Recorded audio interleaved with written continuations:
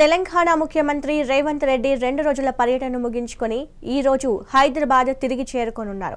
స్థానిక సంస్థల ఎన్నికల నేపథ్యంలో పార్టీ వ్యూహాలను సిద్ధం చేయడం, కేంద్ర మంత్రులతో రాష్ట్ర అభివృద్ధిపై చర్చించడం వంటి అనేక అంశాలపై ఆయన ఢిల్లీలో కీలక భేటీల్లో పాల్గొన్నారు. తెలంగాణలో త్వరలో నిర్వహించనున్న స్థానిక సంస్థల ఎన్నికల నెక్టవ్యూలో బీసీలకు 42% రిజర్వేషన్లు కల్పించాలన్న ఆలోచనలపై అధిష్టానంతో చర్చించనున్నారు. కేవలం ఎన్నికల వ్యూహంతోనే కాకుండా రాష్ట్ర వ్యాప్తంగా కాంగ్రెస్ పార్టీ పెద్ద ఎత్తున బహిరంగ సభలు నిర్వహించాలని సీఎం రేవంత్ రెడ్డి సంకల్పించారని సమాచారం. ముఖ్యంగా కులగణన అంశాన్ని జాతీయ అంశంగా మలచాలని, రాష్ట్రంలో విజయవంతంగా పూర్తి చేసిన అనుభవంతో కేంద్రాన్ని ప్రభావితం చేయడంలనే లక్ష్యంతో సీఎం రేవంత్ ఆలోచన. ఇక ఢిల్లీ పర్యటనలో భాగంగా రేవంత్ రెడ్డి బ్రిటన్ మాజీ ప్రధాని టోనీ బ్లెయర్తో ప్రత్యేకంగా భేటీ అయ్యారు. తెలంగాణలో రైతులు, యువత, మహిళలు తదితర వర్గాల ఆర్థిక, సామాజిక అభివృద్ధికి ప్రాధాన్యత ఇస్తున్నామని, తెలంగాణ రైజింగ్ 2047 దిశగా చర్యలు కొనసాగుతున్నాయని తెలిపారు.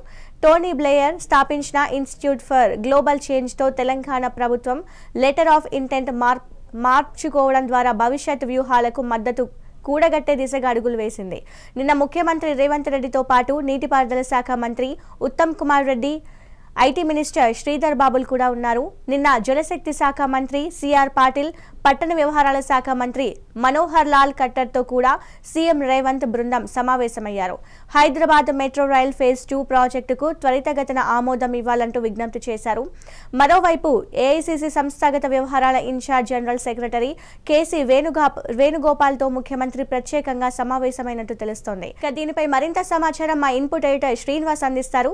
శ్రీనివాస్, చెప్పండి.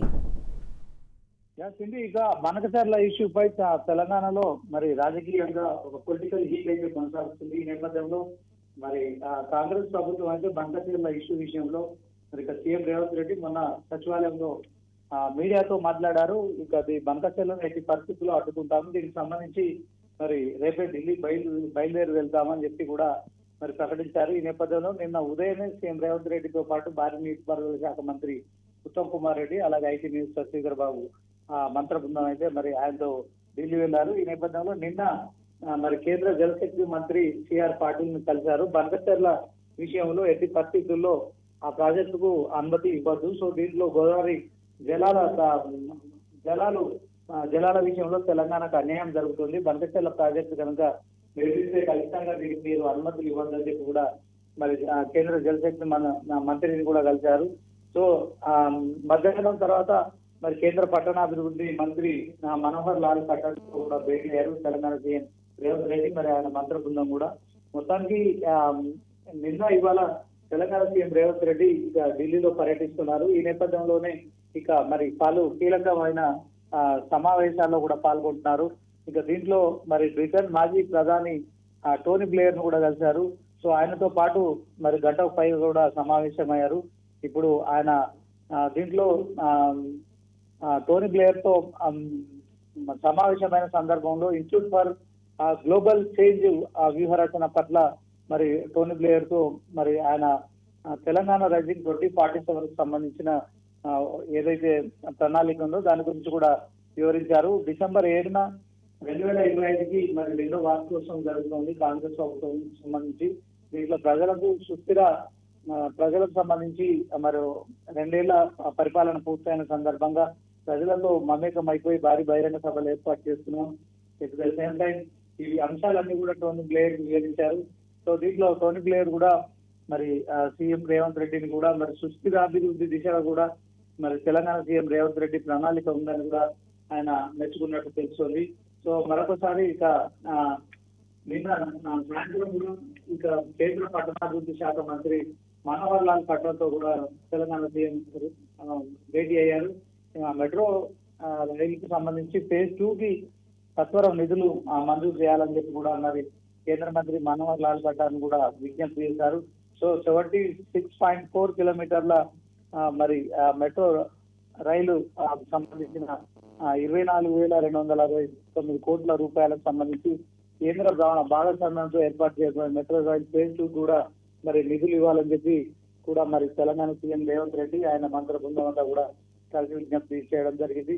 ఇక ఒకవైపు మరి కేంద్ర మంత్రులను కలుస్తూ అట్ ద సేమ్ టైం స్థానిక సంస్థల ఎన్నికలు కూడా సమీపిస్తున్న తరుణంలో ఓవరాల్ గా మరి ఢిల్లీలో ఉన్న కాంగ్రెస్ పెద్దలను కూడా కలిసినట్టు స్పష్టమవుతోంది.